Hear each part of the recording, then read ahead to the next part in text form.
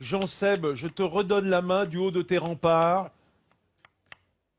Ah, toi de jouer. Ah, on l'a perdu. Alors, il n'est plus là. Non, non, je suis là. Si, si, Ah, au t'es là, contraire. t'es là. Non, non, nous sommes dans ce château. Regarde, Arnaud, regarde plutôt c'est beaucoup plus intéressant de regarder ce qu'il y a derrière moi.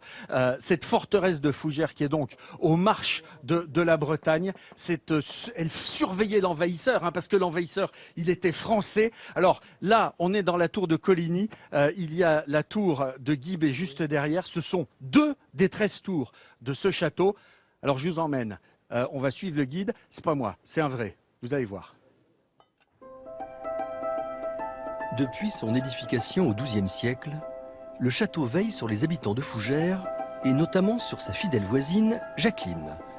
Depuis le pas de sa porte, elle n'a que 30 mètres à faire pour accéder au rempart.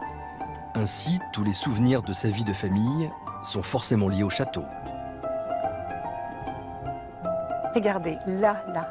Derrière, il y a le logis. Eh bien, dans le logis, j'ai mon petit-fils qui a appris à marcher. Et ça fait un drôle d'effet. On était en animation, on a vu le petit bout de chou se lever et hop, partir brinque-ballon, là, Patricia sur ses pattes, avec une fleur à la main. Waouh, ça fait drôle, hein. Mais qu'est-ce qu'on est content en même temps. C'est une autre étape. Mais voilà, encore un souvenir heureux du château. Ça, c'est bien.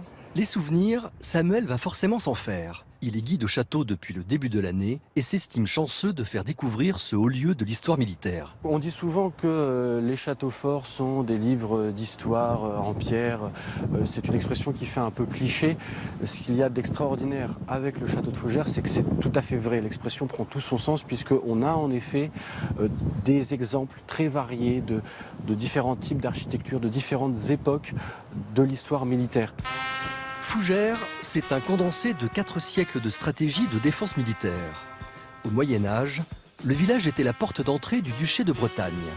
Les adversaires, français et normands, faisaient régulièrement le siège du château. Il a donc fallu innover pour se défendre des assaillants. Et à l'origine, la tactique était plutôt passive. À l'origine, donc, on cherche au maximum à se cacher à l'intérieur du château, à toujours être caché derrière les murs. Donc, au lieu de passer par-dessus, on cherche à passer à l'intérieur des murs, en perçant des galeries comme celle-ci. Seul moyen de défense, l'arc et les flèches.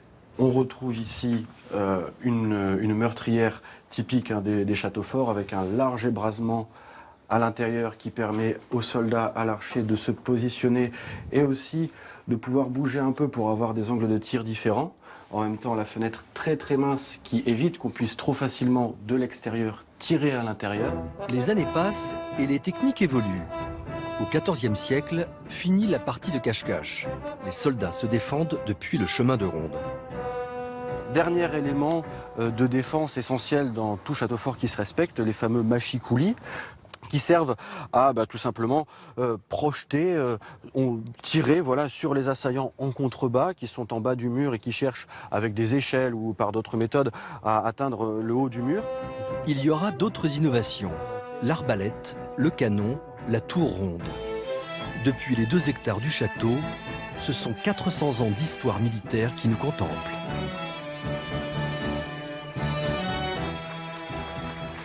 Alors, là, moi, j'ai une chance incroyable d'être sur ce chemin de ronde qui faisait le tour de la forteresse. Ici, petit cours comme ça d'architecture médiévale. Ici, on a ce qu'on appelle le parapet, c'est-à-dire ça protège. Ça, le coucou, bonjour, c'est un créneau creusé. Et ça, ça n'est pas un machicoulis. Ne casse pas la figure quand même. Non, hein, parce t'inquiète. que... Ouais. Ça, entre 2 créneaux, on appelle ça un merlon. Et alors, ce qui est extraordinaire dans cette forteresse médiévale, c'est ce qu'on va découvrir, qui est juste derrière, là-bas, hop, 3 marches. Tu me suis, Arnaud, j'ai l'impression. Quelle aisance! C'est là, ça c'est l'ancien donjon qui vient du latin dominus, le maître des lieux, et c'était à l'origine le logis du seigneur, avant qu'on en fasse plus tard une prison. Oh là là là là, Jean-Seb, c'est magnifique, qu'est-ce que tu veux? J'espère que tu vas Le château continuer est magnifique.